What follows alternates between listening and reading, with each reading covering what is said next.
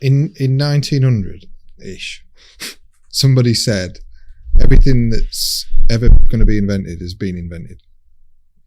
And if they'd have stopped there, we wouldn't be sat here talking to microphones and doing a podcast because it's nonsense, obviously. And I think for similar reasons, if you look back at the rise of physical robots that took away manual tasks, there was never the need to invent or introduce universal basic salaries then, because the workforce, the human, is capable of redeploying itself into other things.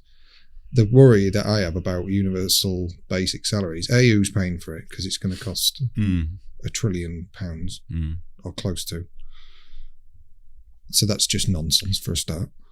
And B is it will categorically result in a proportion of the people, I don't know what proportion, doing sod all.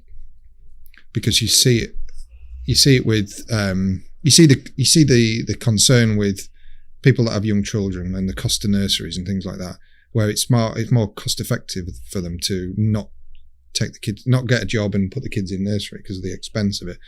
And it's more cost effective for some people to claim the generous benefits from the government than it is to get to work. So there is a proportion of the population that will happily take the money and as a result not feel like they're obliged to do anything.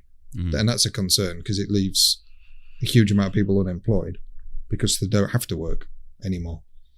Yeah, the argument on the cost I think is fair. So if you, rough maths, there's 37-ish million people in the UK or in England and Wales of working age. So if you multiply that out by 20 grand, you do the maths. But round it up to 40 million. Yeah. Times 20 grand a year ish. It's 800 billion.